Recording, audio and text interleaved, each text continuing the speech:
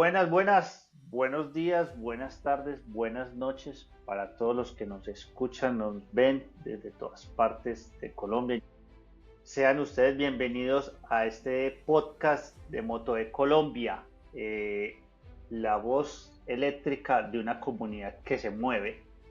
En esta ocasión tenemos un invitado muy especial, una persona a la cual aprecio mucho.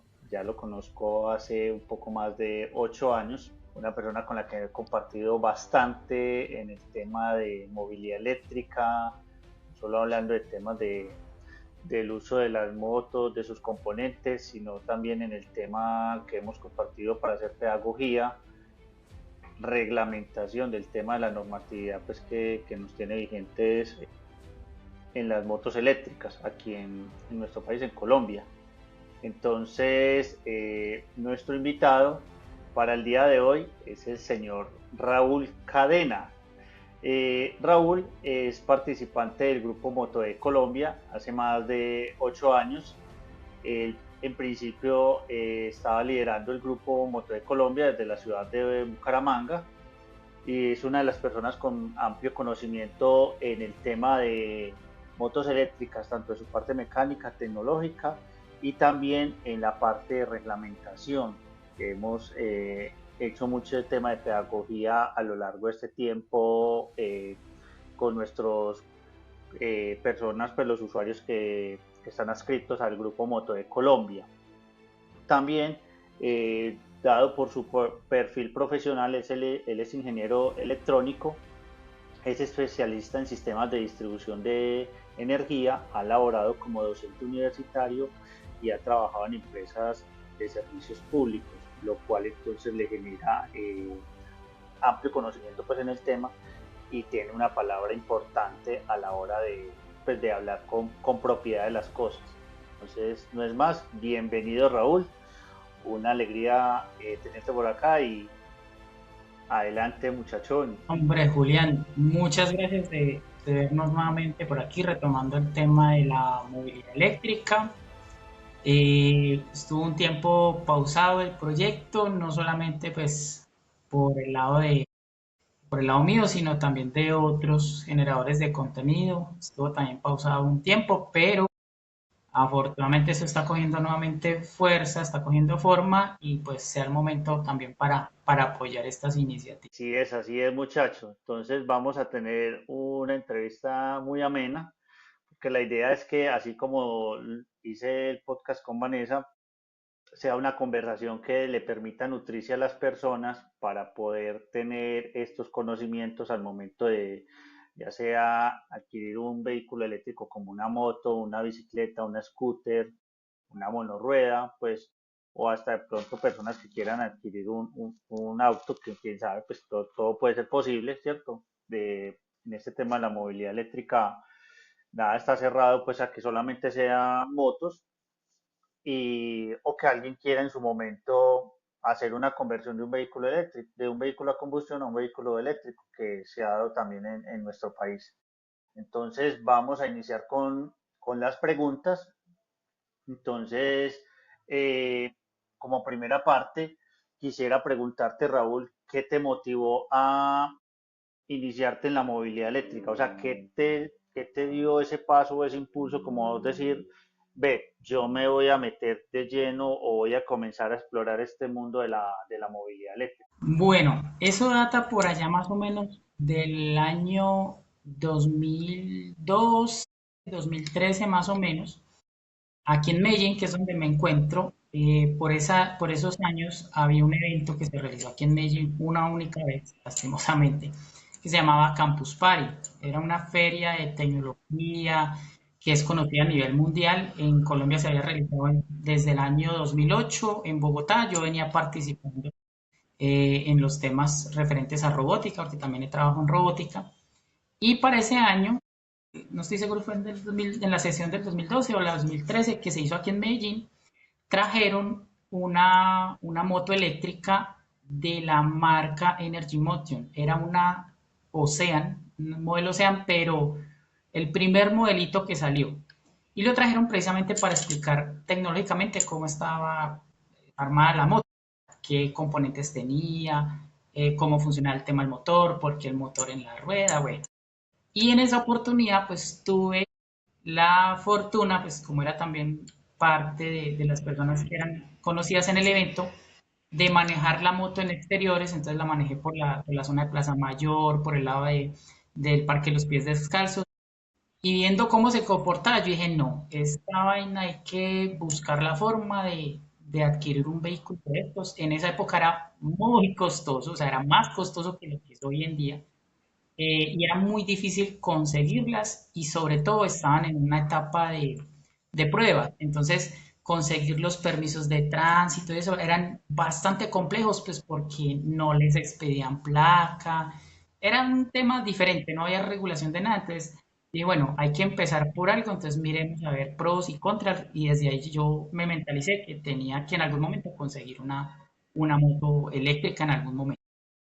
O sea, a pesar de la dificultad porque eso no estaba reglamentado en ese entonces, eso era pues como el tema de el boom para generar mm, como posibles clientes, usuarios que se adhirieran o no sé cuál es la palabra, pues como decirlo, que se vincularan a la movilidad eléctrica. Eh, Igual decidiste meterte en ese cuento sabiendo que pues no se sabía qué iba a pasar. Esas motos en principio todas venían en plomo, ¿cierto?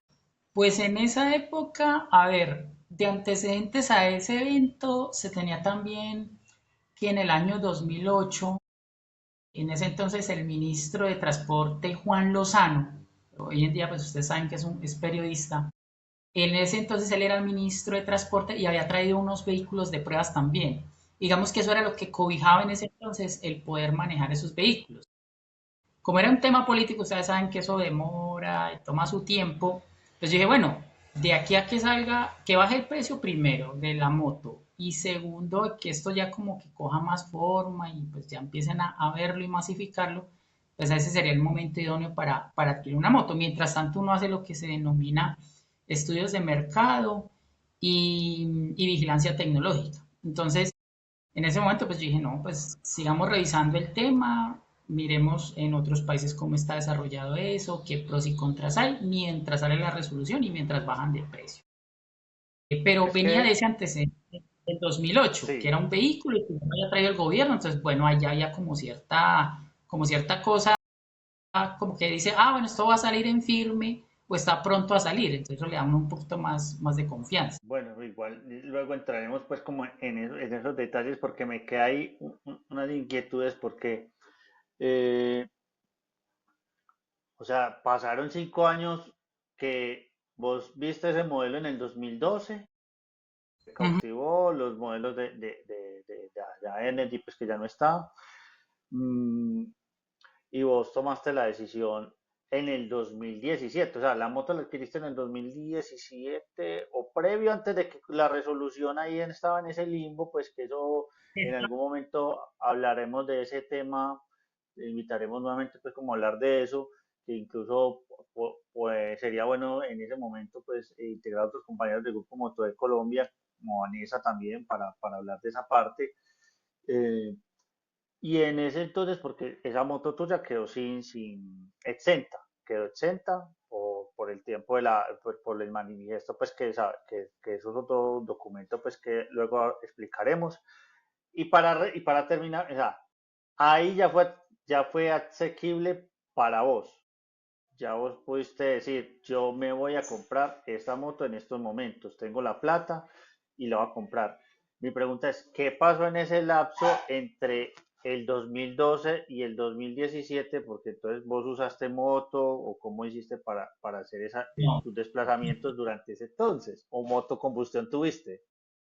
no, bueno, de ese lapso hasta el momento en que adquirí la moto, bueno, lo primero es crear un fondo de ahorro, porque eso lo tenía mentalizado, tengo que comprar esa moto, sé que vale mucha plata, entonces tengo que generar un fondo de ahorro por varias razones. Primero, porque cuando uno pide un préstamo en el banco para poder dar una compra de algo tecnológico que es de punta, de última tecnología, normalmente los bancos no tienen unas líneas de créditos definidas para esas cosas. Entonces yo no podía pedir, por ejemplo, un préstamo para vehículo, porque me iban a decir, ah, sí, pero ¿y con qué concesionario? Eso es con Suzuki, con Yamaha, con Honda. Entonces uno le decía, no, es con otra. No, eso no está dentro de nuestro portafolio ese cliente, entonces no le vamos a dar créditos de ese estilo. La primera barrera era un crédito y si el crédito se daba era de libre inversión, que eso tiene unos costos de interés muy altos. Entonces había que generar una fuente de ahorro para que cuando se llegara el momento tuviera uno por lo menos un capital suficientemente grande para que lo que fuera en préstamo, si se llega al caso, fuera pequeño. Como te comentaba, yo empecé a hacer una vigilancia tecnológica, a revisar en foros, en algunas páginas, a indagar sobre el tema, de cómo estaban compuestas las motos, las fallas típicas, bueno, pros y contras en el tema técnico. Y por esa época, el 2016 más o menos, salió el primer borrador de resolución de lo que hoy es la 160. Salió el primer borrador, ahí se enviaron unos comentarios, se acogieron algunos y otros aparecieron de la nada, que fue ya cuando finalmente salió la resolución 160. Previo a que saliera en firme la resolución, mientras yo hacía esa búsqueda, me encontré con un canal de YouTube de un tipo, un pelado en Bogotá, que tenía una moto grande, una moto pues grandecita, parecía una FZ, era una moto amarilla, si mal no recuerdo, y el man mostraba los recorridos en su moto, e incluso se hacía como recorridos más o menos larguitos, que se iba hasta Mosquera y volvía en la moto, y de un momento a otro pasó un accidente, no sé si fue en esa época o un poco después, y la moto se quemó completa la moto. Entonces yo dije, ay, fue madre, vea que esto tiene sus peligros, o sea, eso hay que manejarlo muy bien. Raro que se le haya quemado la moto. Y yo dije, bueno, ahí murió el canal de ese man. Dije, eso va a quedar ahí, pero el man es un buen ejemplo, y hoy lo es un buen ejemplo de lo que es la perseverancia en el tema de movilidad eléctrica. Y ese personaje del que les hablo, pues es nada más y nada menos que Eder Electric Power. Digamos que él fue como de esos pioneros que montó videos en YouTube y que me logró de cierta manera convencer a dar ese paso a que, hombre, sí hay que conseguir una moto eléctrica y hágale, y si le va a uno mal, pues uno vuelve y levanta, porque igual es tecnología y si uno es pionero, pues está expuesto a esas cosas. Entonces digamos que uno de los primeros que me convenció por medio de sus videos fue Eder. Y en ese proceso también buscando información, encontré pues el grupo de Motoe en Facebook, luego ahí pasé la solicitud, eh, había un formulario, luego de ahí pues me dieron acceso a participar en el grupo general de grupo de Motoe Colombia y luego ahí más adelante con el tiempo eso se desagregó en las sedes y en las zonas. Pero digamos que esos fueron mis inicios para comprar la moto, la primera moto que tengo dos. Eh, y entonces esos fueron los primeros pasos y uno de los que, vuelvo y repito, uno de los que me inspiró a meterme en esto, pues fue Eder, afortunadamente. Muy bacano saber y sobre todo porque Eder ha sido una persona muy perseverante. O sea, todo hay que Mucho. decirlo. El hombre le han pasado unas cosas quienes lo seguimos desde hace rato y cuenta sus historias desde que tenía la GTM, la Pikachu creo que era la que le decía, ¿cierto? Y tuvo otra moto antes, creo. Él ha tenido, creo que tres motos. La primera que fue la que se le incendió, ya pintado en amarillo, era de otro color, la pintó amarillo, se le incendió y luego consiguió otra, esa era la que llamaba la Pikachu, y luego esa la cambió por la que tiene actualmente, que es la La Raichu. Pero Raichu. digamos que uno ha visto todo eso, ha visto todo ese proceso, lo de los retos de irse en carretera, y eso pues también nos inspira a uno a también a arriesgarse a eso. Uno dice, ah, venga, este man pudo, hay que tener en cuenta esta cosa.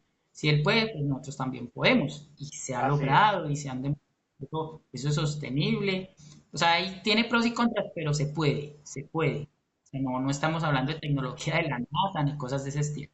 se pueden hacer cosas. Sí, ahí pues como lo que hablando pues continuando aquí con las preguntas, pues digamos que ahí ya nos hiciste una breve reseña con el tema de, porque esa era otra pregunta que tenía, de que cómo comenzaste con la movilidad eléctrica y pues bien como lo mencionaste, viendo lo de en el 2002 pues a esa feria en la que asististe, luego pues haciendo todo este tema del estudio de mercado, siguiendo a Eder y a otras personas pues que comenzaron por en esos momentos pues como a desarrollar contenido, aunque siendo él digamos como uno de los pioneros porque realmente era muy incipiente el tema de hablar o generar videos de movilidad eléctrica, ¿cierto? Sí, Se sí. generaban muchos grupos, había varios grupos en Facebook, pero digamos que como para crear videos en YouTube y sobre todo enfocado en motos era que yo me acuerdo prácticamente de él, fue uno con los que iniciamos. Ya como nos contaste, pues cómo conociste lo del Grupo Moto de Colombia y en ese tema que mencionaste ahorita, que fue importante, que tú hiciste un estudio de mercado y esa es una pregunta que tengo acá. ¿Cuáles fueron los aspectos que evaluaste al momento de adquirir un vehículo eléctrico? Porque no solamente es mirar el tema, me vale tanta plata, sino como lo hemos mirado, yo tengo que mirar dónde voy a cargar, necesito batería extraíble o no, qué voy a hacer, o sea, porque a las personas que hemos tenido a lo largo de este tiempo en el grupo Moto de Colombia, pues preguntan, bueno, yo para comprar un vehículo eléctrico, ¿qué debo revisar? O sea, que es que debe ser de tanta potencia el motor, según la topografía o la ciudad en la que se encuentre, dependiendo de los desplazamientos, usted deberá planificar su ruta y mirar si la batería que tiene esa moto le va a alcanzar y otros factores. Entonces, contando un poquito vos cómo comenzaste a formular eso y a evaluar esos aspectos. Y evaluar eso. Bueno, como les dije, yo empecé a hacer un estudio de mercado y dentro de las empresas que tenía vistas o que me generaban confianza, tenía a Lucky Lion, que tenía sede en Bogotá por el lado de Chapinero. Estaba Eléctrica, que tenía locales, juepucha, tenía más locales que el de uno. Vendían bicicletas y motos eléctricas. Estaba AIMA, bajo, pues, no, o sea, las motos eran AIMA, pero tenían otro representante, entonces en cada ciudad el concesionario se llamaba diferente. Y estaba Energy. Para el caso de Lucky Lion, yo fui a Bogotá en unas vacaciones y me fui hasta allá, hasta el local. Y la verdad, la atención al cliente fue pésima. O sea, los manes como que tenían la moto ahí y la tenían era como porque les tocaba mostrar, no se les veía como mucho interés de como de venderlas. La moto era muy pequeñita, era tipo scooter, no tenían como modelos grandes, pero el presupuesto pues se me ajustaba a lo que yo en ese momento tenía. Entonces, estamos hablando más o menos del 2016. En Bucaramanga montaron un local de eléctrica y yo fui a ver las motos allá, pero en redes sociales veía que el soporte eléctrica no era como tan bueno. Eh, había muchos problemas de garantías, que no respondían, que algunos concesionarios se perdían y no contestaban o cerraban de repente, entonces eso me genera un poquito de desconfianza.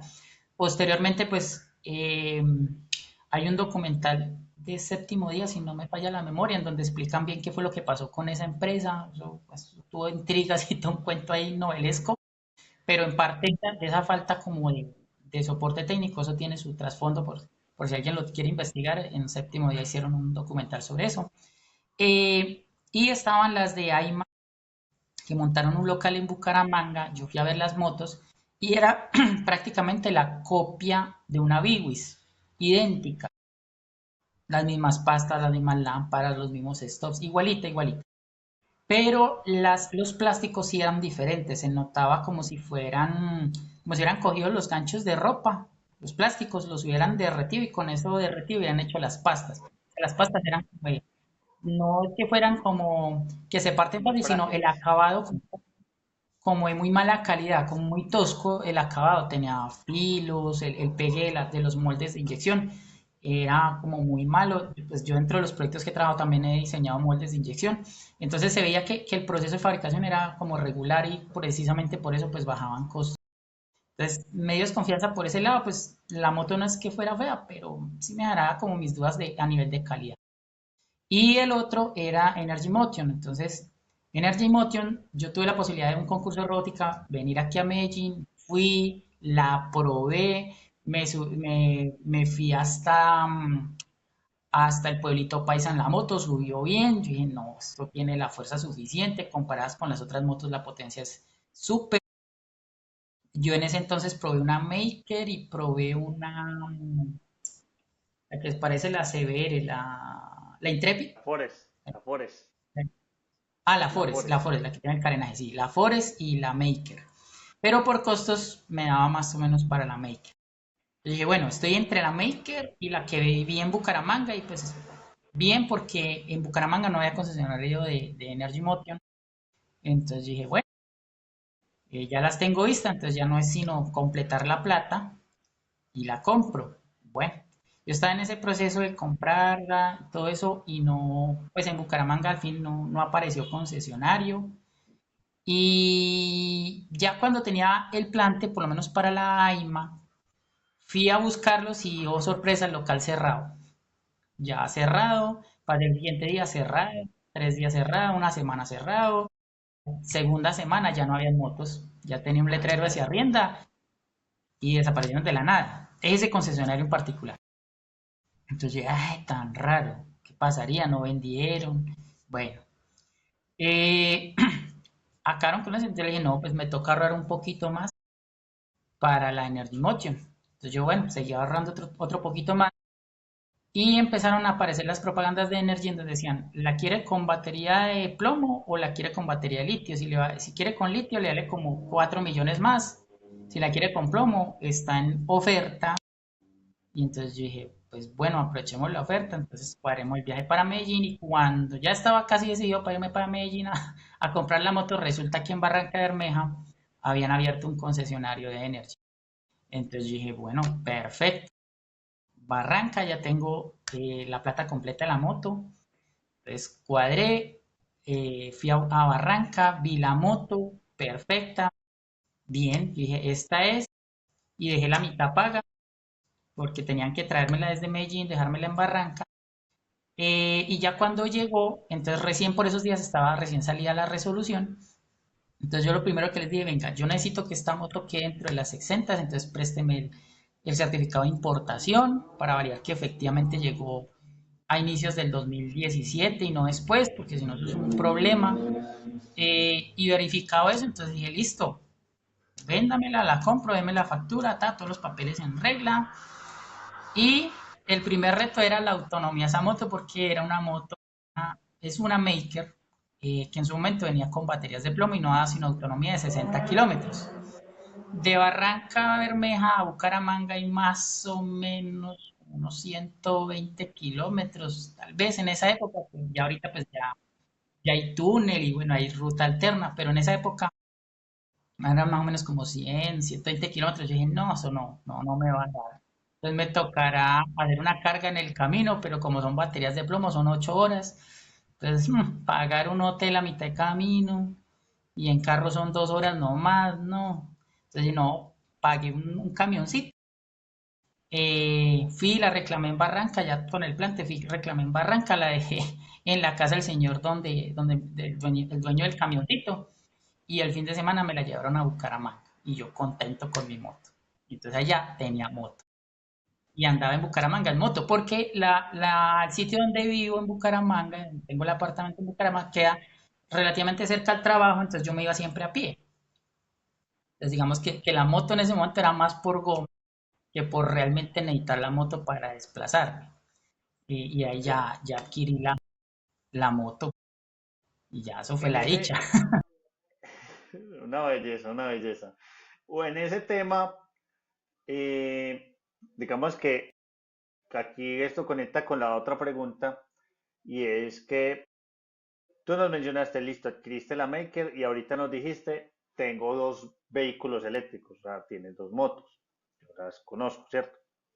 Eh, Esos vehículos eléctricos, ¿actualmente usas esos vehículos eléctricos eh, o qué pasó? Y digamos, ya nos mencionaste que tienes la Maker y cuál, y esto conecta con la otra pregunta, ¿cuál es el otro vehículo que tienes? Bueno, actualmente no uso ninguna de las dos porque eso es un tema de amores y odios y ya más adelante les voy a explicar el por qué. Eh, la segunda moto, bueno, adquirí la Maker y claro, esa moto es la sensación para esa época porque era ver la Maker, para los que no conocen el modelo de la Maker, es parecida a una FZ. Entonces, ver una FZ eléctrica, una moto grande y acostumbrados de que cuando mostraban imágenes de Bogotá de Tememolia eran bicicleticas de las de pedalitos chiquitos, de las de Lucky Lion, de las de eléctrica que eran de pedalitos chiquitos, pues claro, todo el mundo veía, esos son jugueticos, pero veían esta moto y veían que en los semáforos los de Rappi se quedaban atrás, entonces claro, la sensación, y los que la manejaban, que les dejaba manejarla de vez en cuando, decían, no hermano, eso es una berra, que eso para qué moto harta cilindraje, si esto es más que suficiente. Entonces, encantados. Y para una feria que hubo en Bucaramanga de movilidad en general, había un stand de AIMA, pero entonces ya llegaron como la marca como tal, como AIMA, un concesionario propio de AIMA. Y ahí fue donde vimos una T3. Entonces ya con esa moto, con la T3, dijimos, no, la T3 es una moto un poquito más pequeña, es tipo scooter para mi esposa. Y entonces ya ahí nos decidimos a comprar esa otra moto, que ya era la segunda moto, no por temas de pico y placa ni eso, sino por esa independencia de que si mi esposa necesita andar, pues ahí está la otra moto, hágale. Correcto. Y esa moto la compramos con un bono promocional. Mi hermano había participado en unas rifas allá dentro de la feria, se ganó un bono de eso, entonces esa moto salió con descuento. Bueno, en fin, ahí toca hacer el cambalache con mi hermano por el bono y adquirimos una T3 AIMA original, muy bonita, eh, muy bien armada, a diferencia de la Maker, que la Maker tiene sus detallitos de ensamble, la AIMA es una máquina muy bien lograda. De hecho, perdón, una Maker no, una T3 modificada es la que tienen en este parcero de Fox, Ah, Fox en sí. Bogotá, Mm, patinetas. Él tiene una modificada porque esa motico pues es pequeña, es de 1800 vatios, pero él la modificó y quedó, mejor dicho, una nave esa moto. Él tiene también una T3, la N otra es también una T3 azul, pero la N otra está stock, entonces esa es la diferencia. Yo le quiero meter mano, pero mi esposa no me deja.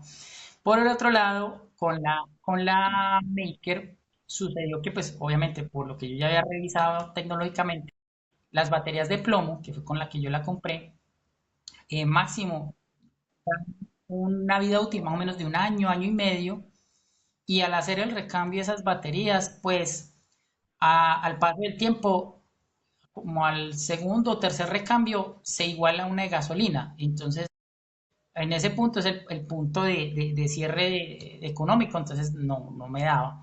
Entonces, no, toca hacer el salto a litio.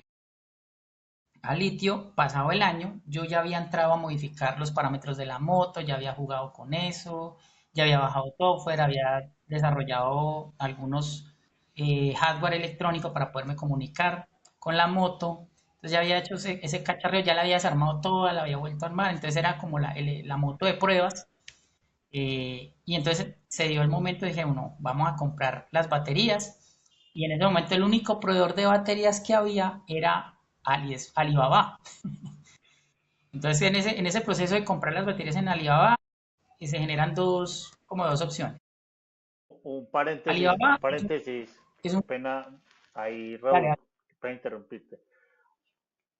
Hay que aclarar a las personas que para la época en la que estamos hablando, del 2017 hacia atrás y parte hasta, yo diría, 2000, casi 20, ¿sí? Proveedores de baterías, nada, nada en Colombia. Si lo En nada. habrían, serían proveedores para sistemas de paneles solares y que trabajan con esos tipos de sistemas pues, de energía. pero para el tema de movilidad eléctrica no se tenía proveedores, pues digamos que desde nosotros, desde Moto de Colombia, tuviéramos en el radar o las personas que ingresaban a promocionar, no, de eso no se tenía en el país. Entonces, por eso Raúl menciona el tema de Alibaba.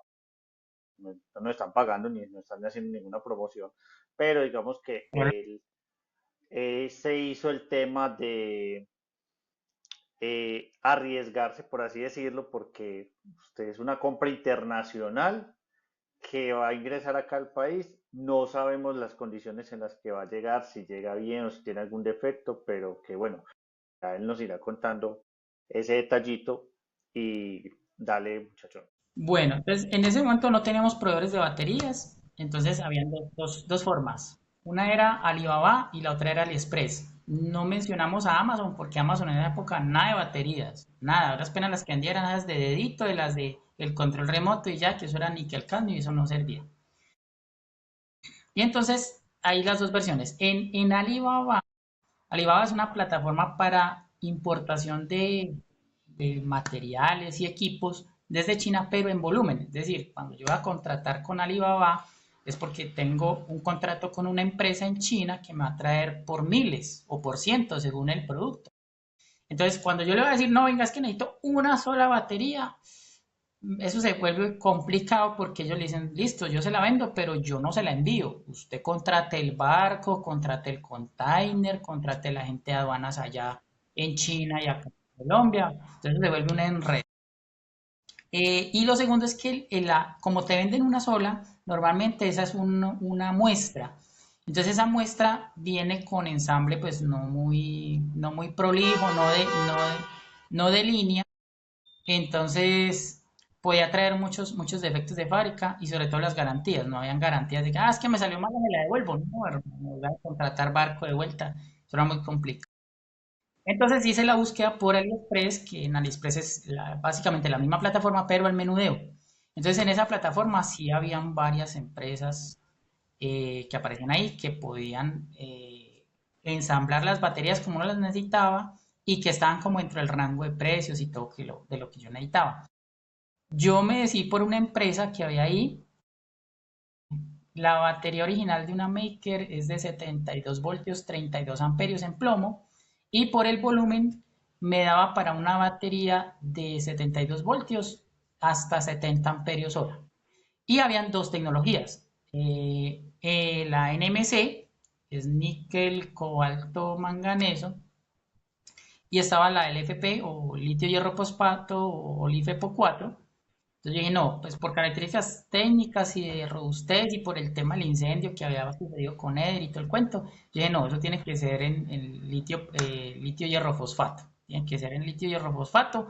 Va a pesar un poquito más, pero me da cuatro veces la capacidad que tenía con las de plomo y por costo es casi el doble. Entonces dije, no, este es el momento. Entonces me arriesgué, me tocó.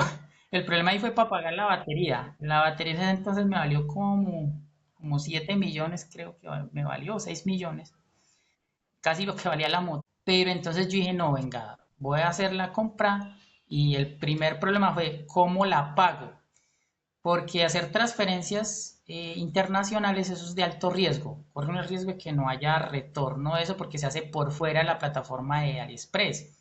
Entonces muchas veces han sucedido fraudes, entonces no, te envío 7 millones y que no salgan con nada, no, es mucho riesgo. Entonces, ¿cómo se hace? Con una tarjeta de crédito. Y voy a mirar el tema crediticio. Y el problema, oh sorpresa, no, usted no le dan sino de a tarjetas de a 3 millones de pesos. Entonces, ¿yo qué hago con dos tarjetas de 3? Pues me toman 6 millones, pero necesito pagar 7. Entonces, eso fue un problema ahí para eso. Entonces, eso me retrasó la compra de la batería un tiempo. Mientras movía esas dos tarjetas de crédito para subir el score y que me dieran una sola tarjeta que me diera el aguante de esa compra. Y mientras eso sucedió, pues resulta que Energy mandó, pues como yo ya la había comprado Energy, me llegaron correos diciendo, venga, le podemos hacer el cambio de su batería por una de litio, con estas características. Yo ve, está como interesante. Y mientras eso, entonces, me acuerdo tanto para un diciembre, yo cuadré todo, cuadré con la empresa, todo listo, se la voy a enviar.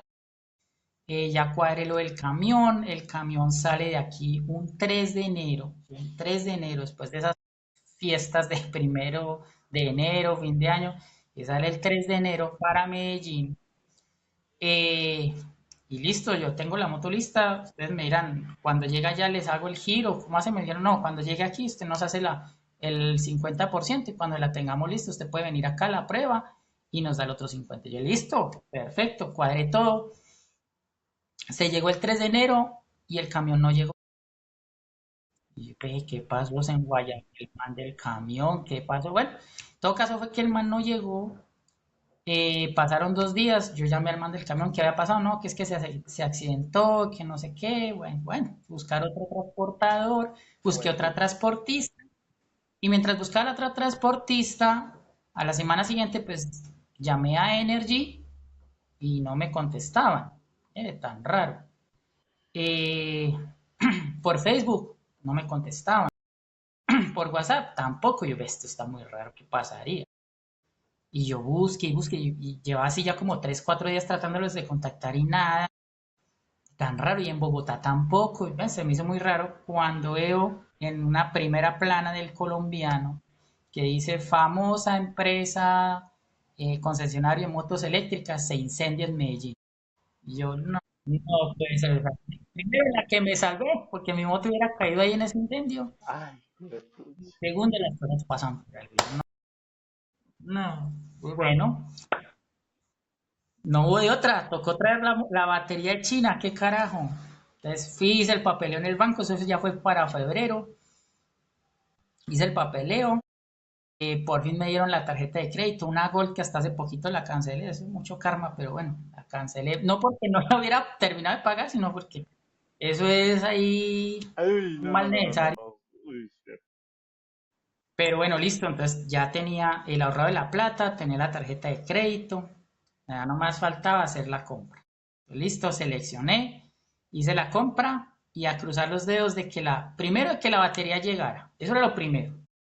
Lo segundo, como es un elemento potencialmente peligroso, porque son baterías de litio, eso no se puede transportar tan fácil en avión. Eso toca unos containers especiales, si va a ir en avión, si va por barco, pues es diferente. En todo caso, la logramos con el proveedor mandarla por avión encaletada. La mandó encaletada por DHL. la mandaste por avión, o sea, digo, la mandaste, no, la mandaron, o sea, la lograron mandar porque Me usted tocó sabe pagar que de. el costo de envío es más Sí, alto. me tocó pagar de más casi $400. El solo envío en avión. El solo envío en DHL. Y para acabar de completar, DHL le hace una liquidación de impuestos, entonces ellos tenían que hacerle un rebaje allá en la declaración en China para que cuando llegara acá los impuestos llegaran un poquito más bajitos porque las partidas arancelarias en ese momento no existían para baterías de litio así como existen ahorita. Era una partida de baterías generales y entonces claro, eso pues, no había forma de clasificar, entonces como no las pueden clasificar, le ponen el arancel máximo. Entonces usted paga full arancel, que era el 19 más el IVA y todas las arandelas. Entonces ahí tocó hacer una jugada de tema de impuestos, pues para poderla catalogar correctamente, no por evadir impuestos, sino porque quedara correctamente catalogada. Entonces, bueno, ahí se hizo eso, se logró bajar el arancel, creo que fue el 9%. El IVA también se le hizo una rebaja en el IVA por el tipo de partida arancelaria y listo. Y esperar que llegara. Se demoró 15 días en llegar la batería. Una vez llegó, una de las cosas que yo había visto ya en foros y eso era pesar la batería, validar con el peso respecto a la capacidad, por lo que era el litio hierro fosfato. Me conseguí la báscula, la pesé y empezaron los ayayáis. El primer ayayay, la batería pesaba más o menos como una libra menos, 500 gramos menos. Y dije, miércoles, la batería viene o de menos voltaje o de menos capacidad. Bueno, entonces midemos primero voltaje, validé el voltaje, perfecto. Me vamos a ver por capacidad. Entonces la monté inicialmente en la moto, eh, ajusté el cargador, porque había que hacerle un ajuste al cargador, y la andé, y bien, perfecto. La andé, pues tendría que dar más o menos el doble el kilometraje. La andé en ciudad y me dio el doble el kilometraje. Y yo, ve. Pues parece ser que sí, pero ¿por qué pesa menos? Entonces yo quedé con la duda, ¿por qué pesa menos, pesa menos? Entonces me arriesgué, yo pues ya no hay garantía, yo no la voy a volver en avión, otros $400 de vuelta en avión, más otra legalizada de salida, otra legalizada de vuelta allá en China, no. Salga lo que salga. Entonces la desarmé y resulta que la batería no era de, era de 60, o sea, 10 amperios hora menos. Y para rematar, las celdas no eran nuevas, eran refurbished. ¿Qué es un refurbished? Eh, Son, por ejemplo, equipos que salen con defectos, los desensamblan y retiran las partes malas, las reemplazan por nuevas y vuelven a ensamblarlos. Sí, es como un segundo reensamble. Entonces eso no significa que sea mala ni que sea completamente usada, sino que simplemente ha sufrido un proceso ¿cómo llamarlo? De reacomodo o de reajuste para que sea el Un producto que es, reajuste, ¿no? un reajuste.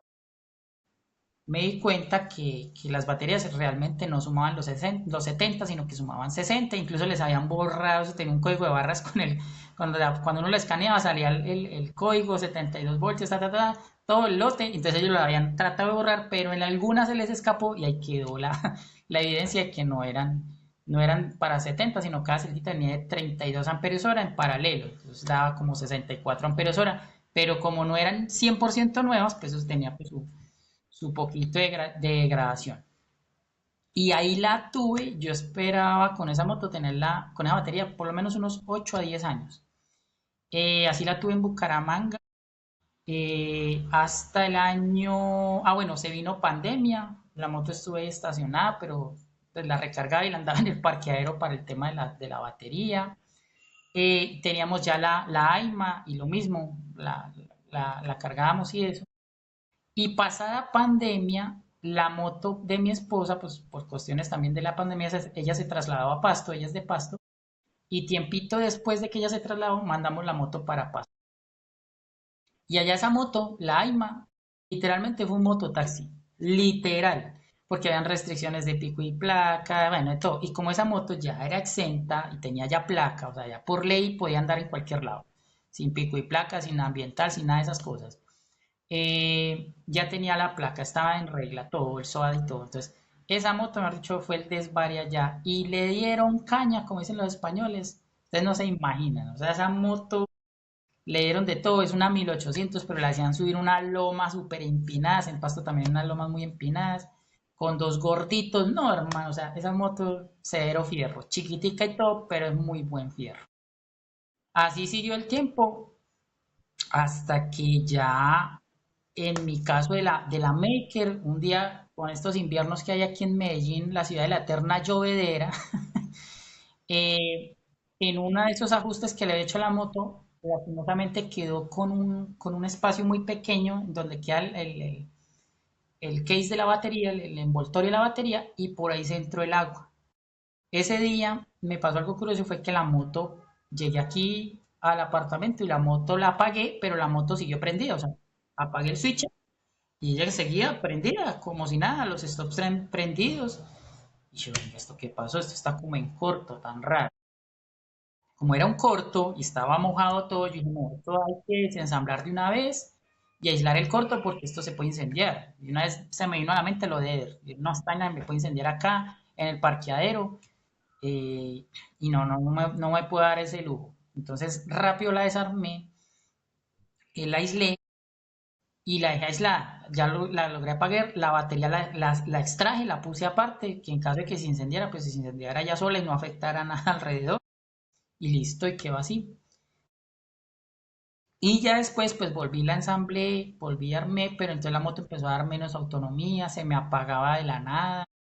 El BMS, que es un dispositivo que tienen las baterías de litio para monitorear las celdas que estén con la carga adecuada, empezó a botar errores de que habían celdas que no estaban cargando o que se descargaban muy rápido. Entonces yo ya en ese momento ya volví, la desmonté, revisé y oh sorpresa, como le había entrado agua, en la parte inferior de las celditas, mis celdas de litio eran como unas bolsitas, como decir estas, vean, aquí como esta bolsita, eran como unos cojincitos, entonces en la parte inferior, en esta parte, por la humedad se corroyó y al corroerse el líquido que tiene el polímero y el electrolito se salió. Entonces se picaron esas celdas y algunas de esas celdas pues se inflaron. Entonces ya viendo eso yo dije, ah, me quedé sin moto por un error tonto de no proteger las baterías. No es que la moto hubiera salido mala, no es que las celdas como tal hubieran salido malas. Sí hubo pues una parte maluca ahí por el lado del vendedor de no vender lo que era, pero digamos que las celdas de no haber sucedido eso hubieran seguido con vida útil y ahorita yo tendría todavía la moto. Entonces desde ese momento la moto quedó ahí bloqueada sin baterías, pues porque toca volver a hacer el mismo proceso, volver a comprar baterías.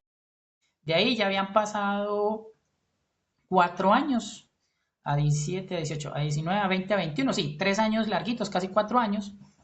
Y ya en ese momento, pues ya lo que yo había andado en moto, ya era prácticamente, ya se habían pagado las baterías. Entonces, digamos que dolor de que, ah, es que perdí plata. La verdad, no. Antes me quedó ganancia, pues porque uno no gasta combustibles, el precio del kilovatio era muy barato. Esa moto, como es exenta, no tiene temas de SOA, impuestos, tecno, nada de eso. Entonces, claro, esos costos prácticamente pagaron la batería, la pagaron prácticamente. Entonces, digamos que el dolor no fue por eso, sino por haberme quedado sin la motico para andarla aquí en Medallo. Un Y por error, otro lado, un error humano básicamente. eso es un error tonto, eso yo no le puedo achacar que es que la tecnología es mala, no, eso es un descuido técnico tonto. Y la otra moto, pues como les comento, había estado en Pasto, la traímos luego, la llevamos a Bucaramanga, luego yo me trasladé aquí en Medellín, y aquí en Medellín pues ya me quedé sin la otra moto, entonces llegó la moto pequeña, la AIMA, a suplir esa necesidad, también le di caña, hasta que ella sí ya por vejez propia la batería, pues ya murió, esa batería le duró 5 años. La vida útil de esa batería supuestamente por fabricante es de 7, pero con tanta caña que le dieron, yo con 5 años me di por bien servido. Y llegó hasta sus últimas, hasta que ya no ando más, o sea, ni siquiera el Entregó todo. 80%, como dicen, no, hasta que ya no quiso, como dice el del video, ya no aguanto más, y ya. Estoy cansado, jefe. Ah, pero hermano, esa moto muy agradecida con esa moto, hombre. Y entonces dijimos, bueno, ya nos quedamos sin las motos, entonces tenemos que comprarle baterías sí o sí. Entonces, a la Maker, que es la grande, esa batería vale mucho, toca importarla. Hablemos con Aima para comprar la segunda batería. Oh, sorpresa, vamos a averiguar, resulta que esa batería la descontinuaron. Entonces esa batería misma no se consigue. No se consigue. Y es una batería pues muy compacta, es extraíble y todo. No se consigue. Y hacerle un injerto, pues la verdad no vale la pena porque la moto es de muy buena calidad y simplemente su vida útil. Eso se entiende. Entonces, por ahora las tenemos ahí las dos con una carpita en el parqueadero, esperando un pequeño milagro para comprarles las dos baterías. ¿Por qué? Porque de la batería de la Maker, de la grande, se puede posiblemente, eso es algo que estoy hablando, armar una nueva batería para esa moto AIMA, que es un poco más pequeña. Esa moto es de 60 voltios, de 26 amperios hora. Entonces, posiblemente con las celdas que quedaron aún buenas de la otra moto, se pueda completar la batería de esta moto pequeña. El problema cuál es el tiempo para dedicarle a eso. A mí el trabajo acá en Medellín pues me ha absorbido mucho, la familia se me agrandó, entonces eso pues también come tiempo para uno para ese tipo de hobby de ratos Sí, libres, que es la sí, sí. moto. Entonces, por eso está en pausa y pues también por el tema de los impuestos que le han puesto a las baterías, de las garantías, aunque pues aquí en Colombia ya hay varios que ofrecen baterías. He hablado con Wilson Wilson que es el Exmotor en Bucaramanga, con Mobiltronics, con Tronex, o sea, ya ahorita ya hay varios proveedores que pueden dar esas garantías, pero la cuestión ahí es decidirme por quién y ya en este momento pues el tema monetario para hacer otra vez esa inversión, a pesar de que sé que eso vuelve y se reintegra. Eh, Problemas, otro tipo de problemas, el tema de la placa, la Maker, le hice el intento de regularizarla, es decir, ponerle placa en Bucaramanga. No se logró porque no aparece en el RUNS, eso es un problema del importador. Se pasó derecho petición al ministerio, tampoco hubo una respuesta clara, se lavaron las manos. Aquí en Medellín lo intenté también. exactamente pasó lo mismo, no es problema de las secretarías, es un tema netamente regulatorio que el ministerio tiene que en algún momento arreglar o el Senado en el tema de incorporar nuevas características en el Código de Tránsito, que es una ley de la nación, arreglar ese tema, porque sí hay unos vacíos bastante complejos que resulta imposible cumplirlos tanto para el dueño de la moto como para también los entes que regularizan las secretarias de tránsito. Entonces les queda muy complejo.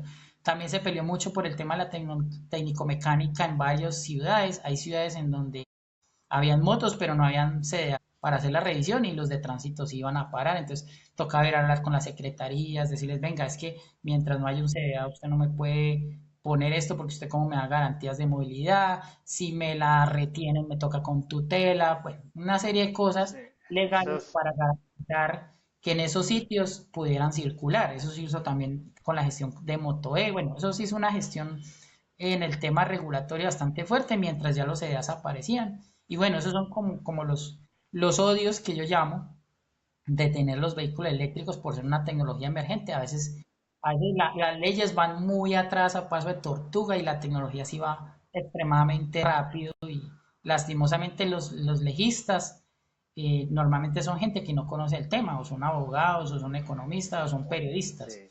No hay un personal técnico, un ingeniero o alguien experto en transporte, no, eso normalmente no lo hay, lastimosamente. Aquí una pregunta aquí, Raúl. Bueno, has mencionado varias cosas de lo que te voy a preguntar, pero entonces vamos a devolverlo un poquito, en el sentido de que cuando tenías tu vehículo eléctrico, ¿cierto? Entonces, devolviéndonos a tus hábitos cuando tú tenías tus vehículos eléctricos, en el caso nos vas a mencionar de cada uno, tanto la Maker como la T3, que ese diseño me está acordando, parecido a la Animax, ¿cierto? Un estilo similar. Entonces, curiosamente, acá pues para hacer mención que hablaste de que aquí vas algo, recordarme algo de lo que mencionaba Vanessa. Vanessa también le gusta mucho la Hunter, que es de 1200 vatios. Es moto pequeña, o sea, muy versátil esas motos pequeñas para esos desplazamientos. Curiosamente, en comparación con las motos de mayor potencia, pues ya eso lo hablarás en su momento, pues, por qué la diferencia o por qué, digamos, como más ese cariño a esa moto. Devolviéndonos entonces al tema de los hábitos, ¿cómo usabas tu moto? Entonces, ¿cómo usabas la Maker o cómo usaban luego la T3? Bueno, para el tema de la Maker, bueno, la Maker tiene batería interna, no es extraíble, entonces tocaba en el parqueadero adecuar un punto eléctrico. En ese caso salía fácil porque era un toma de 110. El problema era la administración. Entonces ahí se pasó una carta, se hizo el proceso, tocó hacerse amigo del administrador en ese entonces y bueno, se puso el punto, el enchufe. Digamos que por ese lado la carga de la Maker la tenía solucionado.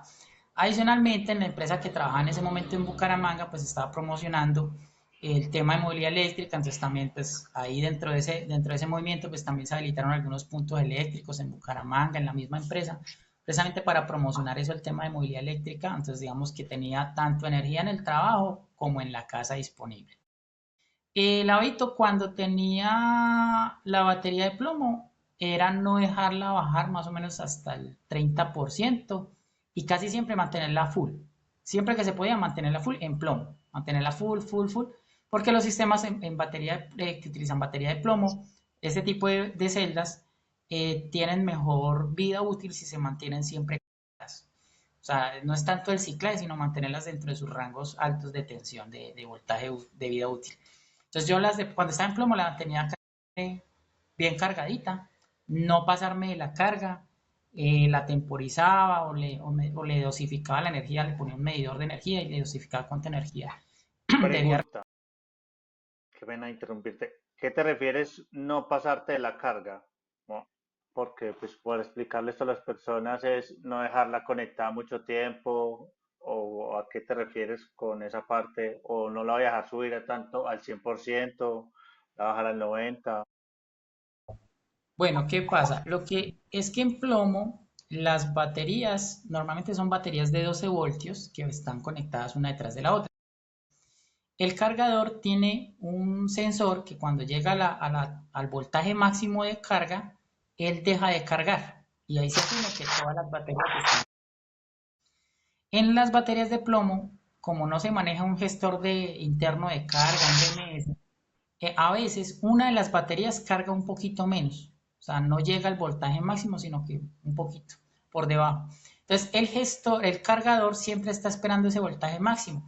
Como esa batería no llega, pero las otras sí, pues el cargador le sigue inyectando corriente, le sigue inyectando, inyectando. Entonces, esas otras baterías que están buenas, como ya llegaron a su tope, van a seguir recibiendo energía, entonces se van a empezar a hinchar. Se hinchan porque la reacción interna en la batería internamente contiene ácido sulfúrico. Ese ácido sulfúrico empieza a liberar hidrógeno gas y ese gas es el que hace que se hinchen las celdas en el caso de las de plomo. Entonces eso la... Y como no hay un gestor para garantizar que todas las baterías están igualmente cargadas, pues el cargador en última es el que hace esa señal de que no debe cargar más. Entonces ahí es cuando se empiezan a generar los fallos. Normalmente para mitigar eso se le pone un temporizador o en función del nivel de desgaste que tenga uno de la carga de la batería, pues uno le calcula cuánta energía tiene que dosificar, entonces con un medidor de energía uno la puede estimar. Así, digamos, le hacía en las cargas a la Maker cuando estaba en plomo. Cuando está en el litio, cuando pasamos a litio, pues es mucho más fácil porque el BMS pues ya controla eso, entonces yo la puedo dejar enchufada y no pasa nada. Como en un celular, usted deja el celular y digamos el celular se carga en 2 horas, pero usted sigue durmiendo y hasta por la mañana que se da cuenta que está al 100 y con la Maker tenía la ventaja de que como el BMS era programable, pues yo le había colocado una franja para que mantuviera mínimo del 20 y máximo del 80. Entonces yo tenía ese rango. Entonces en realidad cuando yo me daba el 100% de carga, en realidad era que la batería llegaba al 80. Solamente la modificaba que llegara al tope del 100% y por debajo del 5% cuando iba a hacer un viaje al estilo Eder, un viaje por ejemplo entre ciudades para que la autonomía me diera, pero solamente en esas oportunidades y porque lo moví desde el celular en la aplicación del BMS. Luego de hacer ese recorrido volví al estado normal, máximo 80, mínimo 20. En el caso de la T3, siempre, o sea, solamente como 2 o 3 veces la cargué con la batería extraíble, o sea, en el apartamento o sacando la batería. De resto siempre era conectada a la moto, directamente como se cargaba la Maker, en el mismo sitio donde cargaba la Maker. Y digamos que ahí el BMS pues hacía su gestión, no, eso no permite monitorear, la app en ese momento era una app muy básica y estaba en chino y no daba todas las características, entonces digamos que a esa moto no se le hacía mucho monitoreo, pero confiaba uno en el BMS que hacía la gestión de carga, entonces simplemente la enchufábamos y ella sola dejaba de cargar. Una pregunta. Ambas motos las cargan del mismo toma. Sí, pero no simultáneas. O sea, el toma se diseñó para que Ah, soportara las dos simultáneas. El calibre del cable, de hecho, fue bastante grande. Pero, pues, por los ciclos de uso de las motos, normalmente yo o sea, usaba una y luego la otra. Entonces, ese ciclo alternado. lo que hace es que mientras cargo una, movilizo en la otra. Entonces, pues, rara vez tocaba colocar las dos simultáneas. Era muy rara la vez. Igual el toma estaba adecuado para soportar las dos simultáneas. Pero, pues, no, ese caso, pues, rara vez se daba. Si acaso una o dos veces en toda la vida de las motos tocó simultáneo. Bueno, hacemos esa aclaración porque los cargadores, dependiendo de las motos que se usen, a veces son cuando son motos grandes, pues demandan bastante corriente. Y si tienen dos motos grandes a un mismo toma, pues, y las instalaciones son viejas, se van a sobrecargar. Y ya vienen ay, como yo llamo, y entonces se van a dañar el cableado, un corto, en fin. Ah, para terminar aquí redondear, como son una moto grande y una pequeña, por así decirlo, entonces la corriente, digamos, no era tan alta para el momento del mismo cable y porque vos lo diseñaste para poder que soportara los dos motos a la vez. a la vez. Exactamente. Hay algo que hay que tener en cuenta, es que muchas veces la gente dice, ah, es que me toca comprar una extensión y se van al Dollar City o a Home Center donde venden extensiones y compran la más barata. En este caso, ahí sí, como dice el dicho, no hay que escatimar en gastos. El costo de la extensión está dado por el calibre del cable. Entonces hay que escoger un calibre adecuado, además del largo de la extensión. Mientras más larga sea la extensión, el calibre tiene también que aumentarse. Entonces hay que seleccionar extensiones de buena calidad y que den la capacidad de corriente adecuada, pero sobre todo que sean de la calidad. No extensiones de ferretería, que normalmente son extensiones chinas que dicen un calibre, pero en realidad es otro, que el enchufe es muy blandito, entonces eso con el tiempo se... Entonces, un consejo es extensiones, si van a usar extensiones de muy buena calidad, de una marca reconocida que garanticen las características técnicas de la extensión, porque es que eso puede generar incendios y se complica la situación. Por ahorrarse 100.000 pesos termina pagando toda la casa incendiada, entonces no vale la pena. Es mejor echar un poquito más de plata en esos temas para garantizar que las extensiones y cuestiones eléctricas sean de la mejor calidad posible. Así es, así es. Incluso luego hablaremos en otro podcast de esos temas de las instalaciones, de los cargadores, porque esos temas son importantes explicárselo a las personas. Un tema que quería preguntar, porque ya me mencionaste pues cómo usabas tus vehículos eléctricos, entonces hablando cuando los utilizabas, ¿qué disfrutabas de usar la Maker y qué disfrutabas de usar la T3? Bueno, y que hasta el último día que la pude utilizar, que más disfrutar era ver la cara de los domiciliarios. Eso no tiene, eso no tiene precio porque llega uno a un y entonces al lado está el aletoso con la boxer o la NKD ahí haciendo ruidos, esas crispeteras, como haciendo ruidos y haciendo canguros y toda la vaina. Y entonces llega uno al semáforo y el semáforo cambia y yo, pues yo salía, yo salía y llegaba al siguiente semáforo y ellos llegaban como a los 20, 30 segundos después y decían, uy, esa vaina no, eso es como un peón ninja, silencioso pero mortal. Eso, ¿dónde la consiguió? ¿Cuánto vale? ¿Cómo hace para cargarla? Bueno, entonces esa es la parte bacana de lo mismo en la empresa, cuando la llevaban en la empresa decían, uy, pero venga, ¿usted dónde consiguió esa moto grandota tan bacana? No se escucha, tiene muchísima fuerza, sale rápido. Y por el lado de la T3, lo práctica. La T3, ¿qué me gusta? Uy, esa T3, el baúl y toda la forma se presta para llevar mercado. Eso, para irse uno a mercar en esa moto y traerse el mercado, una belleza. Las bolsitas del mercado adelante, en el baúl, en las cosas. No, es un burrito de carga. Esa T3 es una berraquera. Las luces de la T3, uy, unas luces que hasta hoy no se las he cambiado, no ha habido necesidad de cambiárselas, son muy buenas, alumbran muy bien. Eh, de de pronto el AT3 yo que le cambiaría de pronto un poquito más de altura, a veces con los sobresaltos cuando va uno muy cargado con otra persona atrás que es medio robustica, pesadita, a veces alcanza a raspar en los resaltos, los policías acostados. Pero el resto, hermano, esa sensación de que la moto es muy suavecita, de que no se queda colgada en las lomas, eso no tiene precio. Eso es, digamos, de las cosas que más disfruto. Lastimosamente no tengo las motos para irlas a probar allá en el sube no sube, pero bueno, algún día de pronto lo podré hacer si no cierran esa vía que están pensando en cerrar. Pero bueno, ojalá se me dé para probar una de las dos. ¿Quién quita? ¿Quién quita?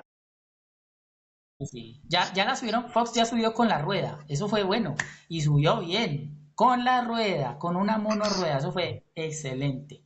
Muy bueno, ahora Así toca es. hacer la prueba Así con es. la... Otra pregunta. Igual ya nos mencionaste pues todas las cosas no tan afortunadas, lo que pasaron con tus vehículos eléctricos, pero mientras los usabas, ¿qué novedades o situaciones inesperadas tuviste con ellos y cómo las pudiste resolver? Yo hacía el recorrido, no lo hacía tan frecuente, pero de vez en cuando lo hacía, el recorrido Bucaramanga-Socorro, esos son casi 130 kilómetros. Y las veces que lo hice, siempre lo hice con escolta, por así decirlo. Mi hermano iba en el carro, yo me iba en la moto. Uno, porque la autonomía daba muy justa y, y segundo, pues porque uno no sabe qué puede pasar en el camino y uno solo pues tampoco aguanta. Entonces, en uno de esos recorridos me paró la policía saliendo de San Gil. Y pues claro, llegué, me paró el policía de carreteras, y lo primero, ¿por qué no tiene? Y entonces yo, pues porque no necesita placa. ¿O cómo así si todo vehículo? Y digo, no señor, la resolución 160. Es que eso no aparece en el código de tránsito. Le digo, no señor, no aparece porque es una resolución. Yo la cargaba impresa, entonces le digo, mire, aquí está. Ah, no, pero es que imprimirla y hacerla en Word cualquiera la puede hacer. Y le digo, no señor, la puedes cargar del Ministerio de Transporte. Y se la... Hermano, me tuvieron como 20 minutos uno de los agentes en una esquina leyéndosela toda, buscándole el quiebre, leyendo. Mientras tanto, los otros tres agentes embobados preguntando que cuánto me valió, que dónde la conseguí, que tan bacano, que cuánto dura, que no sé qué, que si se la puedo dejar. Bueno, mejor dicho, mientras tanto el otro man allá revisando.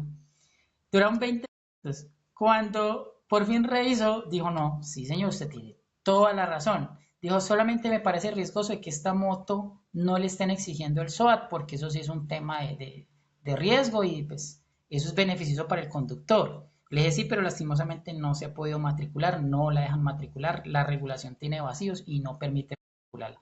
Es lo ideal y le mostré los intentos y los soportes de Secretaría de Tránsito de Bucaramanga, mostrándole, veas que yo ya he hecho el proceso y no sé. Entonces digo, bueno, excelente, tenga un buen camino y ojalá si me lo encuentre de vuelta para que me la deje manejar un ratico.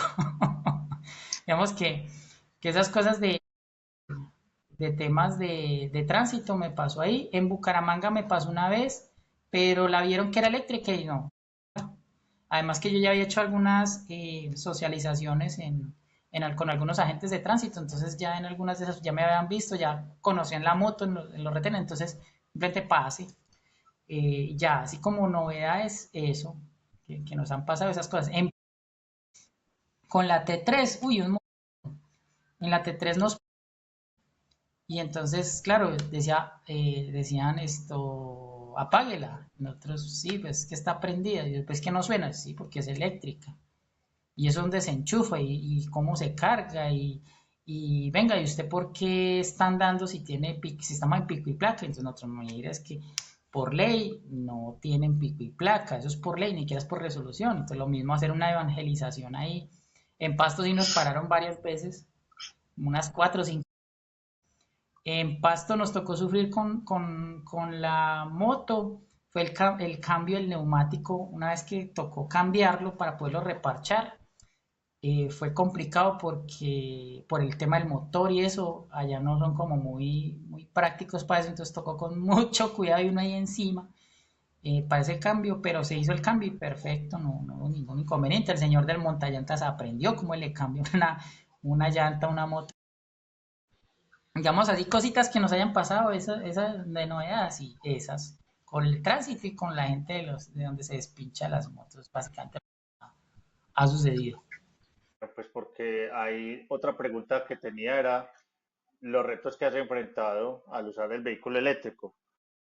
¿Cómo fue esa experiencia de ir al socorro? O sea, porque eso es muy interesante de entrar esa descripción pues de esa situación. No sé en el tema de la T3, ¿tuviste algún reto o cómo hicieron de pronto para sortear todas esas situaciones de lomas que mencionas que hay en Pasto?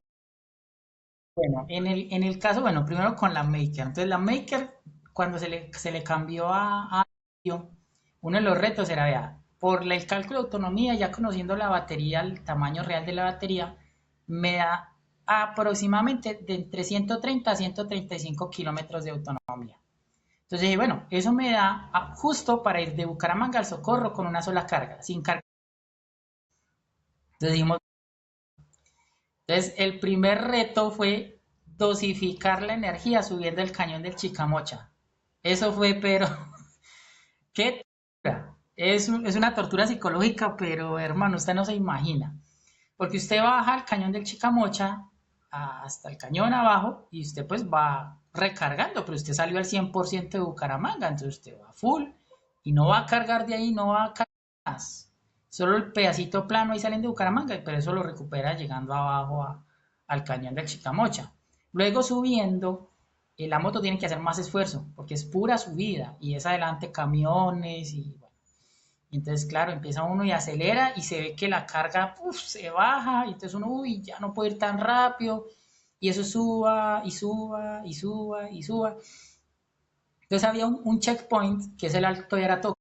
Entonces yo dije, no, si yo corono el Alto de Aratoca, yo llego así sea empujándola, pero llego, porque ahí para abajo es bajada. Y ya de Socorro, de San Gil hasta el Socorro, eso es más o menos planito. Entonces ya así sea, la dejo en una estación de servicio en San Gil cargando o algo, pero ya corono, o sea, donde pase ese punto, corono. Y sí, seguí subiendo y cuando llegué al alto ya me quedaba solamente el 30% de batería. Ah, la coroné y de ahí para adelante, hágale. Y en ese primer trayecto la coroné. Llegué a la casa ya con el 1% al socorro, 1%. Listo, la coroné y bien, no, perfecto. Pasó el tema de las baterías, reto superado, perfecto. Bien, me di por bien servido. Luego el de vuelta, dije, debe ser más o menos lo mismo. Entonces en el de vuelta, por las condiciones topográficas, da un poquito más. Yo llegué con 10%. Y listo, yo dije, no, bien, ya la... En el segundo lo mismo, llegué bien de batería, pero de vuelta yo ya iba más confiado. Ya no, eso le da el 10%, le puedo dar caña, le puedo dar apretar un poquito más. Pues resulta que la moto me dejó a 3 cuadras de la casa. Ahí dijo, ya no hago más.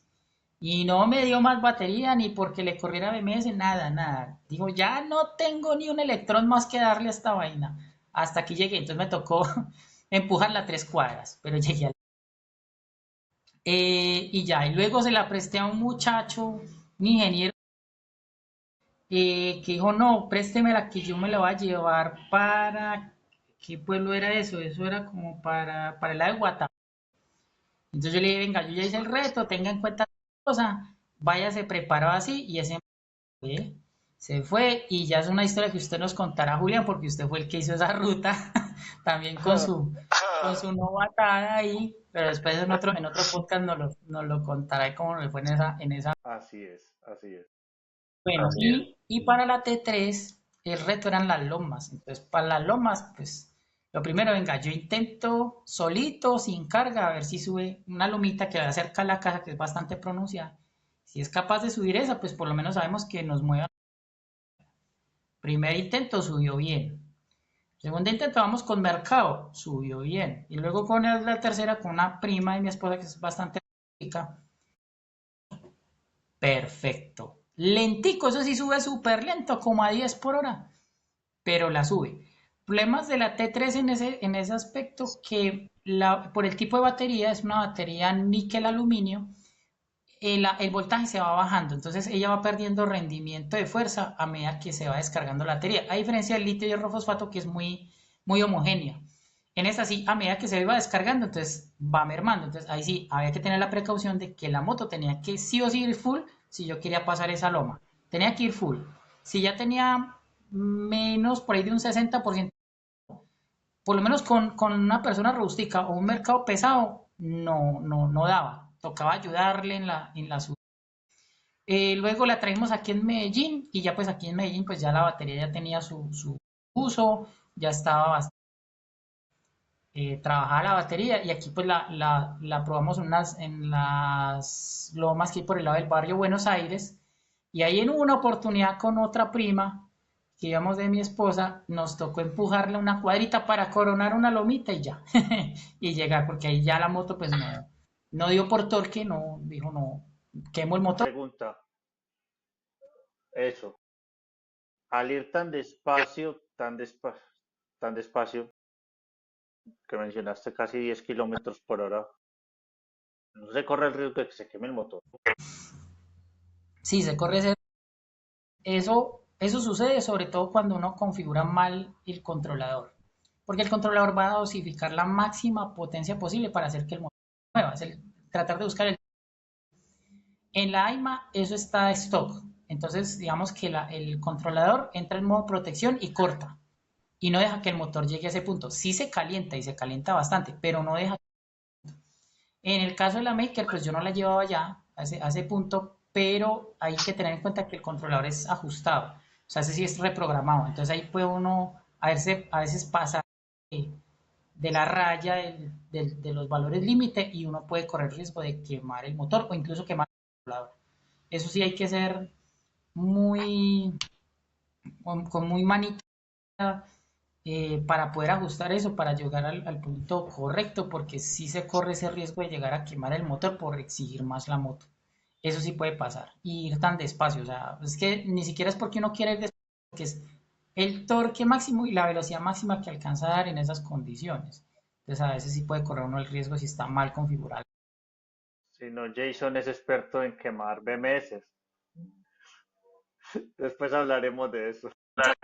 Muchas piezas que se pueden dañar, pero digamos parte de los ajustes que uno usa por prueba y error, porque la verdad eso es muy difícil, o sea, no hay una plantilla ni un valor universal para decirle, vea, es que la moto tal tiene que ir así, no, entonces eso es complejo y varía de un controlador a otro, entonces es complejo. Muy bien, aquí ya vamos dando punto final a esta conversación tan agradable que hemos hablado todo un poco y todo lo que falta.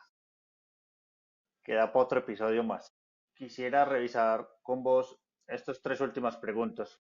¿Cómo es el futuro de la movilidad eléctrica para bicicletas, motos, scooter y otros vehículos eléctricos que puedan salir?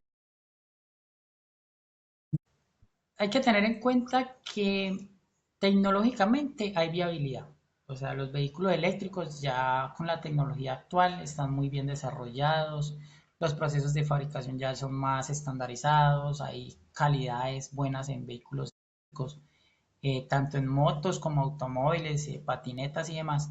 Digamos que la parte tecnológica en este momento está bastante madura, incluso ya se están haciendo pruebas en Bucaramanga con algunos vehículos eléctricos con baterías en sodio, que eso es muy novedoso, solamente las hay en Bucaramanga. A nivel tecnológico está muy bien, pero en el tema regulatorio, sí hay una falta, como les decía, eso va a pasos, no solamente por el lado regulatorio, sino también por el tema tarifario de la energía. Ha sufrido un retroceso en el tema regulatorio energético por lo menos de unos 10 años. Bien porque habían ciertas políticas que no estaban beneficiando al sector eléctrico. Y hay que decirlo, el gobierno actual pues no es que haya hecho de la mejor manera, ni ha sido diligente en manejar el tema de la movilidad eléctrica, no lo ha impulsado. El constante cambio de ministros de transporte, de ambiente, de minas y energía ha impedido que eso se dinamice.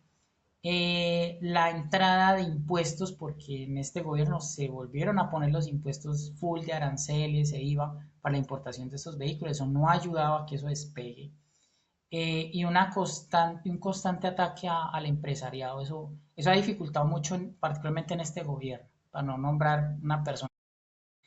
Pero en el gobierno general ha puesto esas trabas, perdón, ha puesto esas trabas en el tema regulatorio.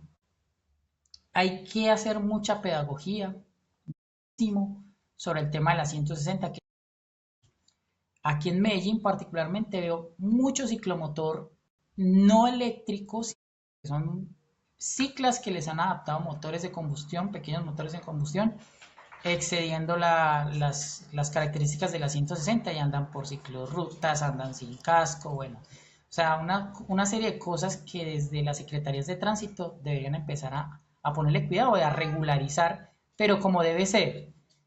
Hace unos días salió un video por ahí de un concejal diciendo un poco de cosas que no son tenidas, o sea, no están aterrizadas a la realidad. Algunas cosas tenía razón, pero digamos en el tema eléctrico, esos desconocimientos son los que dañan la parte del futuro de la movilidad eléctrica. Eso por el lado regulatorio. Otra cosa que me decepcionó fue que en la última feria de las dos ruedas que hubo acá en Medellín, muchos de los vendedores literalmente humo, el humo, generar falsas expectativas sobre los vehículos. Vehículos muy buenos, muy bien logrados, de muy buenas características, con unos precios un poquito altos, pero daban falsas expectativas de autonomía, de potencia, y viendo la evidencia ahí directamente, digamos, decían, no, es que el motor es de 13 kilovatios y uno mide 5000. Entonces, cosas por ese estilo generan como una repulsión hacia el tema de vehículos eléctricos, sobre todo cuando aterrizan la realidad.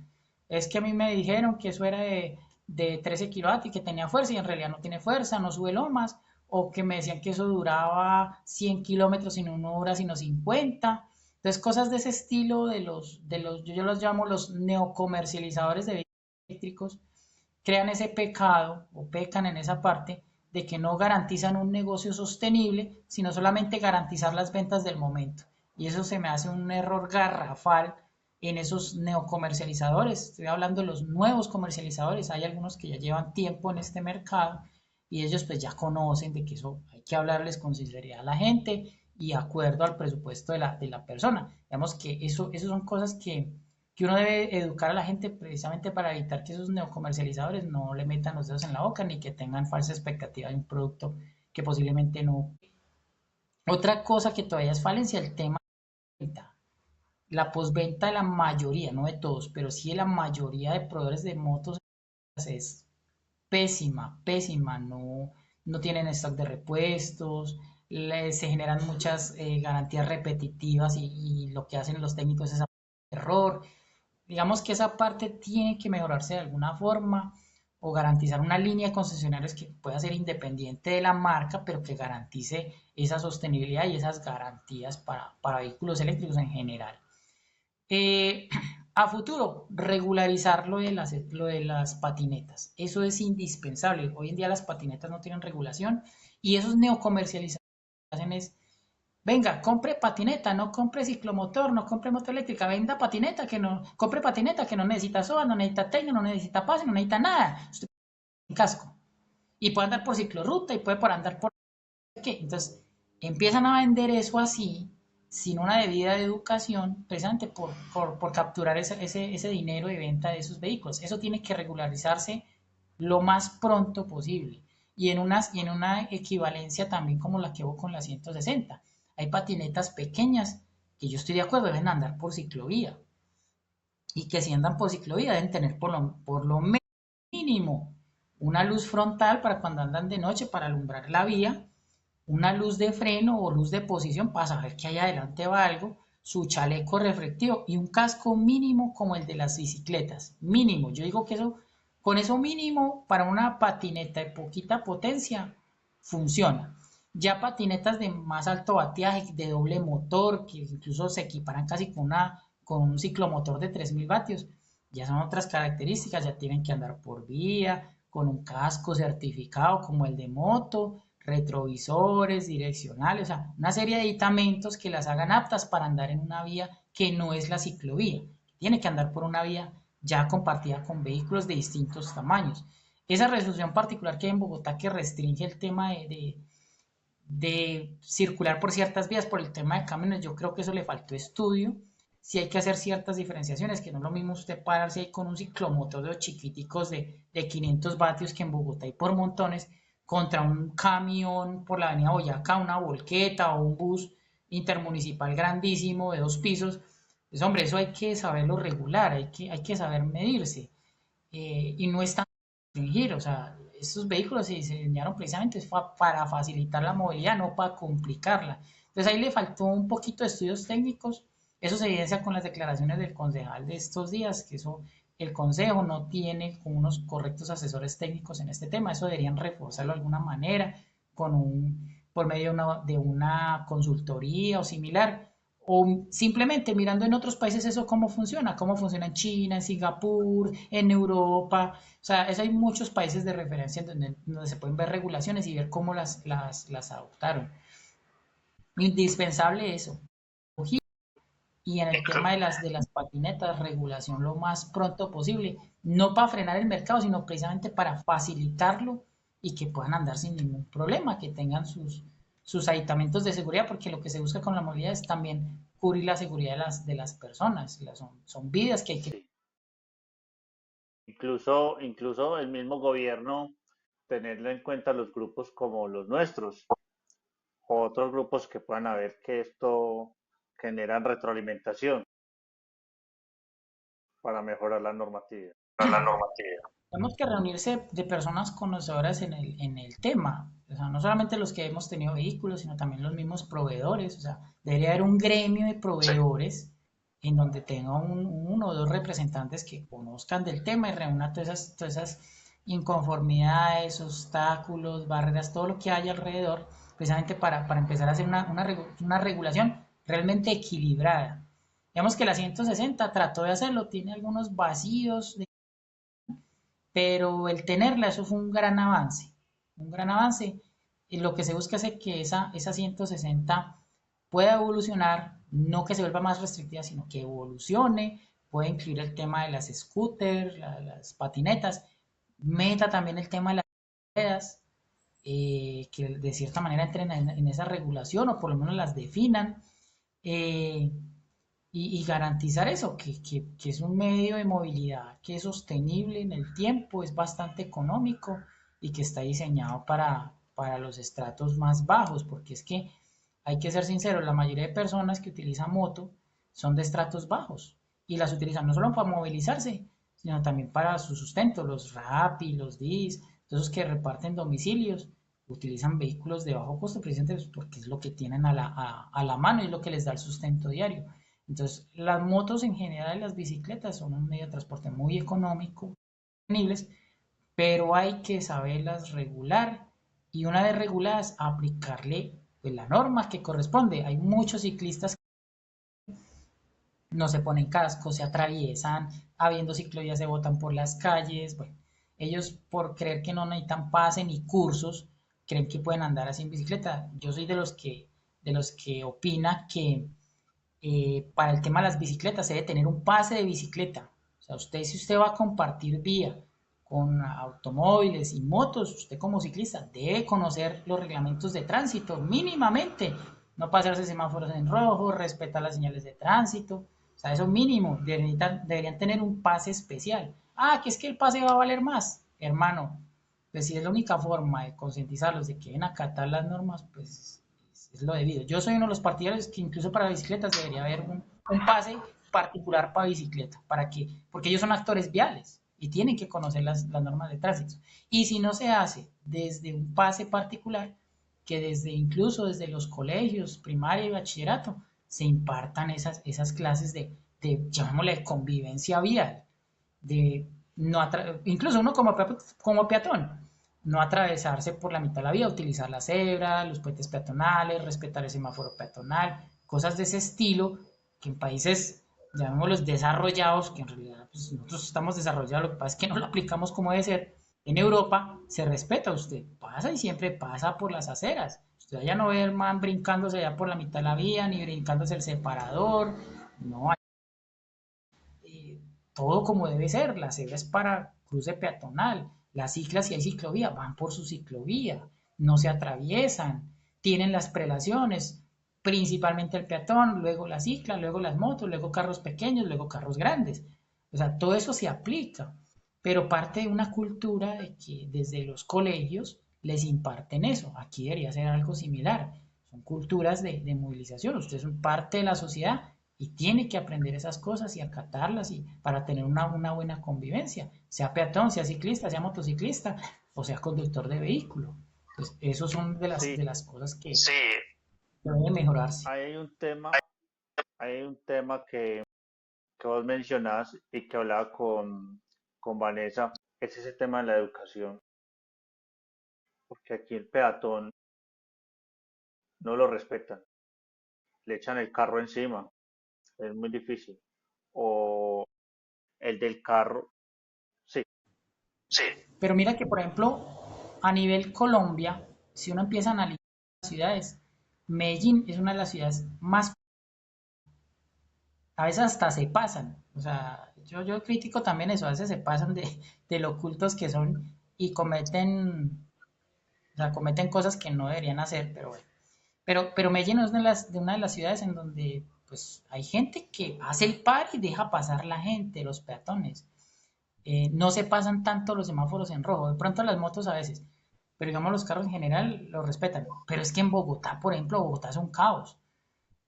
No vayamos tan lejos, aquí en Antioquia, Turbo, yo no sé, ellos allá les pusieron semáforos y cuando los pusieron la gente creía que eso era parte de la decoración navideña, que porque tenía lucecitas, o sea, cosas, pero, pero es que ¿cómo pueden pensar eso? Y no es en broma, es real, porque lo vi.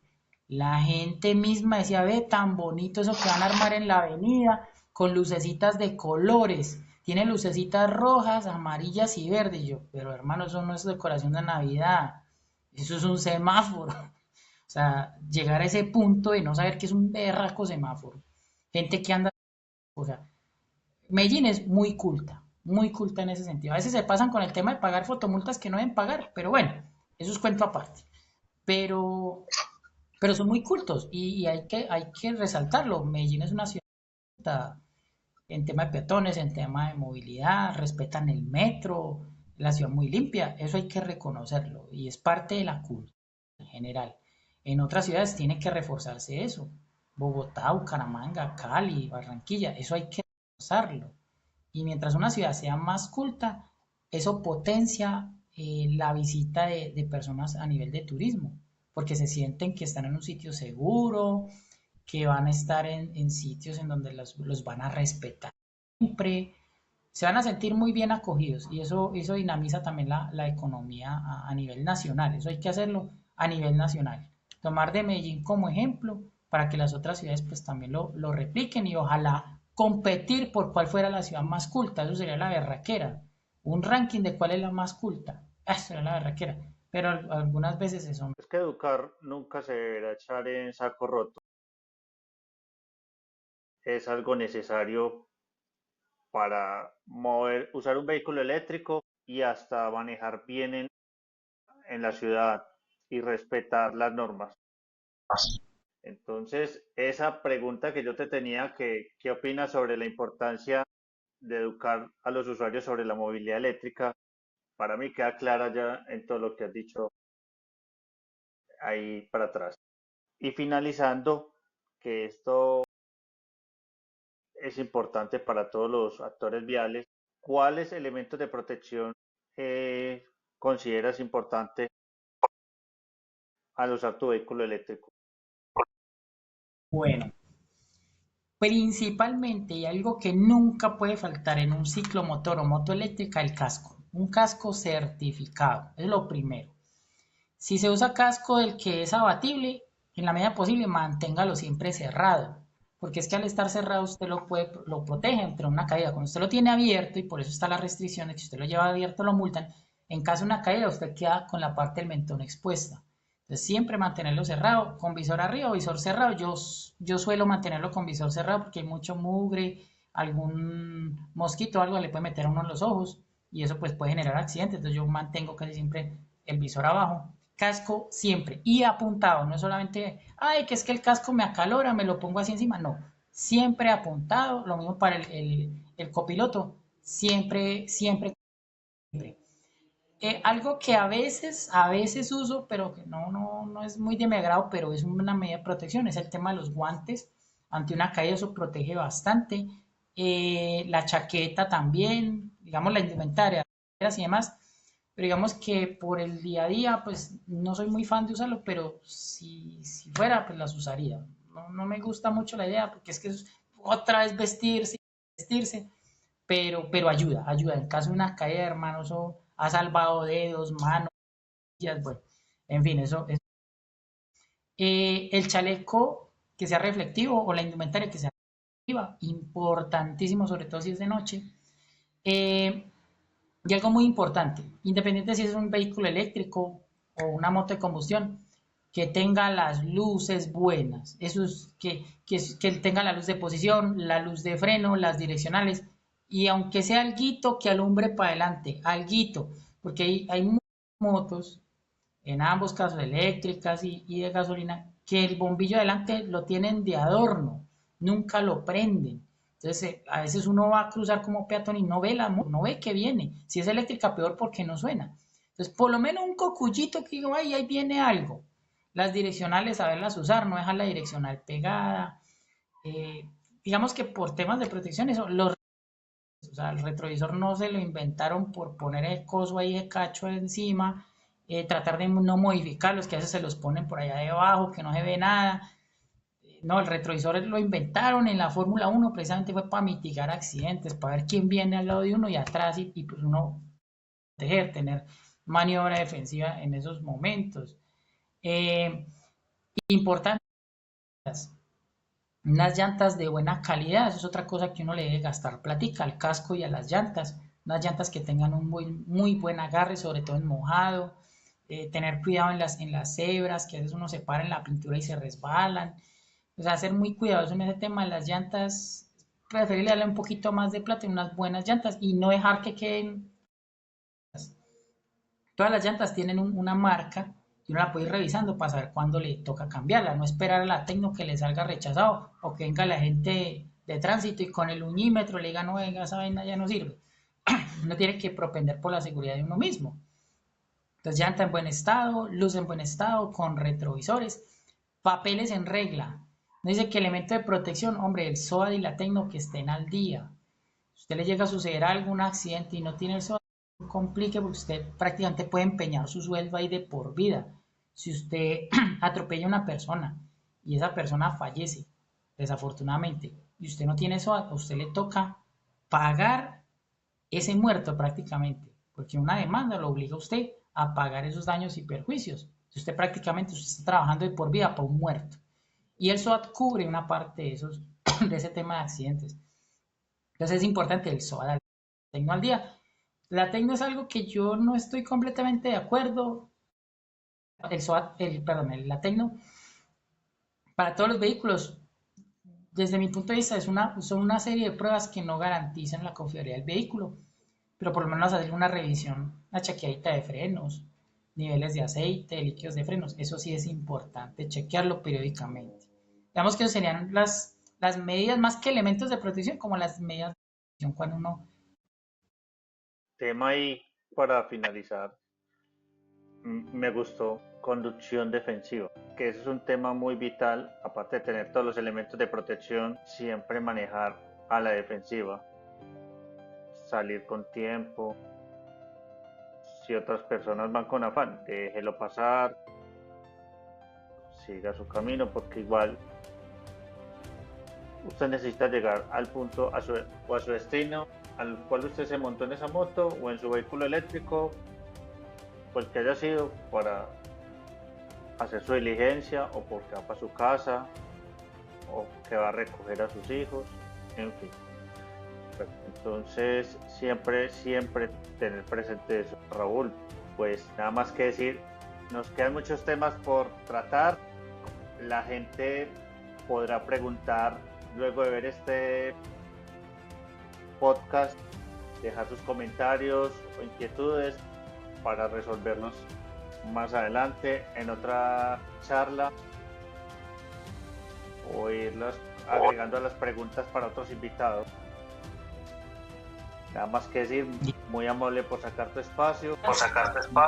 Bienvenidos a todas las preguntas. Aquí les vamos a responder en la medida de lo posible. Así es. Síganos viendo y estén pendientes para más episodios que se vienen. Muchas gracias. Chao, chao.